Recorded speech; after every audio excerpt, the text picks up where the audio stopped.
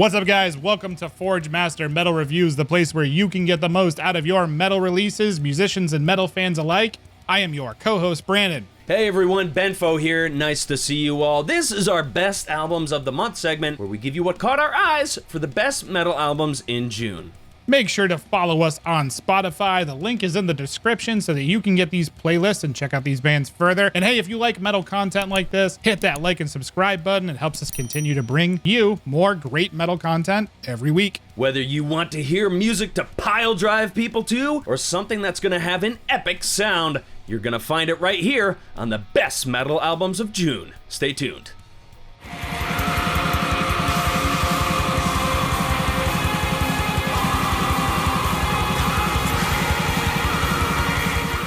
Thy Light, the self-titled EP released June 6th on Independent. Here it is, you guys. Finally, we are finally covering Thy Light. You guys have been telling me in the comments section all month, hey, Brandon and Ben, please check out Thy Light. So here it is, and you know me so well, we did love it. Thy Light are masters of introspective and atmospheric black metal, and this 2-song yet over 30-minute EP is a masterfully composed visit to the bleak and melancholic soundscapes that you know that we love on this channel. I was a huge fan of their last record, No Morrow Shall Dawn, back in 2018, and this new self-titled EP was a fantastic follow-up, showing some fantasy creepy synth vibes alongside that atmospheric black metal influence we all love. My one gripe with this EP though is I do think there is some repetitiveness to it. The mood is important, that shit needs to develop, I get it, but come on man, just move the song on. You could have easily cut some stuff out and this would have been even more fantastic. Another thing that I really loved on this record was the experimentation into the post-metal territory, and man, it just works so well. Thy Light have shown themselves to be kings of the atmospheric black metal world, and I doubt that will change anytime soon. I love this EP, so thank you guys for putting it in front of me. I definitely will continue to revisit it throughout the rest of 2021. 4.2 out of 5 fog-drenched graveyards.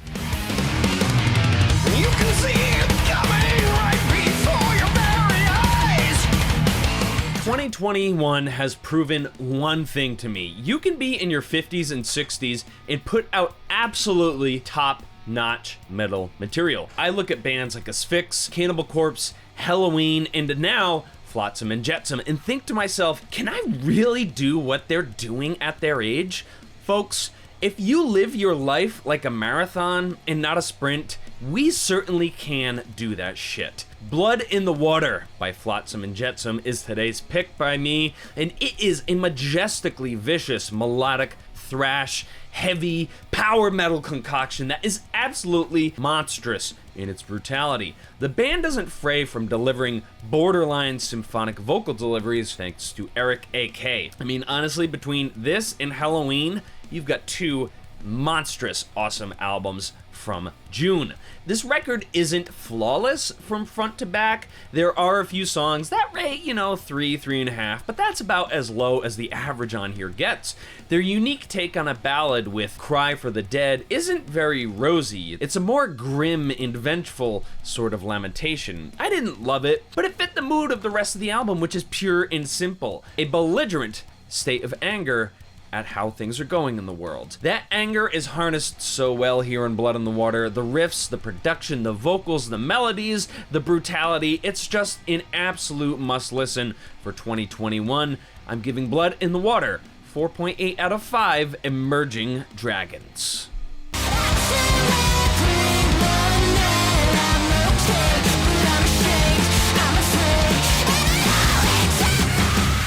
Poppy, the Eat EP from the NXT soundtrack, released June 8th on Sumerian Records. Dude, this EP is absolutely bonkers and a total banger. It's an interesting marketing decision that this was part of the WWE NXT soundtrack. This album pulls all kinds of punches though to showcase Poppy's ability to write face-melting extreme metal that's tinged with metallic hardcore and pop influences. The vocals on this album are a sight to behold, balancing ear-piercing screams and yelling with fantastically sung clean sections and even some spoken word. This EP is intense with 5 songs of what is easily Poppy's most fantastic material to date. If you haven't been sold yet on Poppy's version of extreme metal music, Eat is a fantastic place to start. I personally was not a fan of last year's Noise record, but I do highly respect this artist's ability for her to just forge her own path and do whatever the fuck she wants. More of this insanity, please. Eat is a masterpiece of an EP, 4.7 out of 5 poppy seed muffins.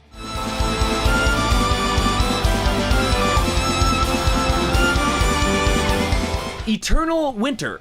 Winter Eternal. My mistake. I'm gonna get this one right, folks. Don't worry. Land of Darkness Eternal. No! Shit! I'm gonna get this one. There's just so... The winter, the darkness, land... Okay. Darkness Eternal Winter. Fuck! God damn it! Thank you to Brandon for showing us this one. If you've watched our channel for long enough, you'll know that we tend to latch on to one another's picks from time to time. Winter Eternal's Land of Darkness was last mentioned on our episode of Underground Spotlight. Go check that video out if you haven't already. It's a super cool segment where we talk about our favorite underground picks from Bandcamp.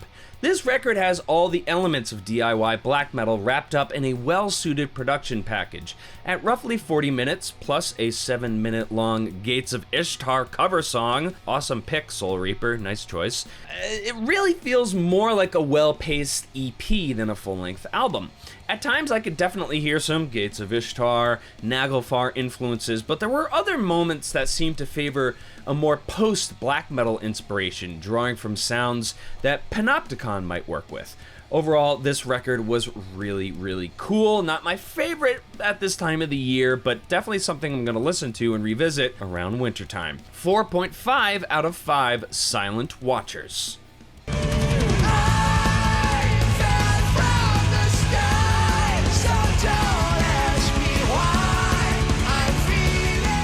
Helloween, self-titled, released June 18th on Nuclear Blast Records. I'll be honest, I'm not a huge fan of power metal, so I was a bit weary when I went into Helloween's latest self-titled full-length album. Keeper of the Seven Keys, though, is easily one of the best metal albums ever written, so when I heard that the 80s power metal titans were returning for this massively anticipated album, I admit that I was a little bit skeptical. Holy hell, though, this album fucking rules. This album was way, way better than I ever could have expected. Michael Kisk's vocals on this album shine, and Kai Hansen also sounds great, but to be honest, Kisk just steals the show most of the time on the record. I'm not completely sure why Helloween decided to include both vocalists from their past discography. I thought it was a really cool historical decision, though, to have them both perform on this latest full length. They showcase their skills great. Each vocalist definitely gets their time to shine on Helloween, with vocals soaring and carrying the songs to completely epic territory. The riffs on this record are also fantastic and surprisingly heavy, with killer harmonies and solos to support the vocal section. The bass tone, though, holy shit, absolutely phenomenal. Marcus Grosskopf's performance is all over the place in terms of excellent bass runs and just that slamming low end. I can't believe I'm saying this, but I may be including Helloween on my year-end album of the year list. There are some filler songs on this record, but man, this album grows with every spin. 4.6 out of 5, Keys to the Walls of Jericho.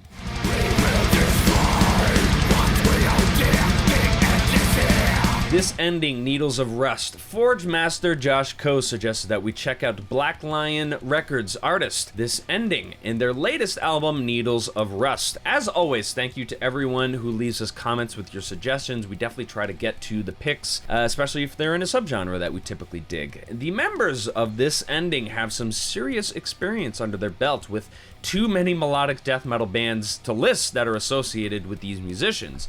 It's cool to see Black Lion Records really leaning into the Swedish melodic death metal scene. There are still some really good bands out there releasing great melodic death metal these days. This Ending, Needles of Rust, being one of them. It's a strong record, but I don't think I'm gonna look back at it and think of it as particularly memorable. Great production, good songwriting, but nothing earth-shattering here. Definitely spin it if you are a fan of the melodic death subgenre, which we are, and if you want to hear something contemporary in that field. 4.3 out of 5, Tetanus Shots. What metal albums did you love from June? Let us know in the comments below. As always, go with the gods, our Forge Metal... What? As always, go with the gods, our Forge Master brethren. Keep your eyes to the horizon. See you next time.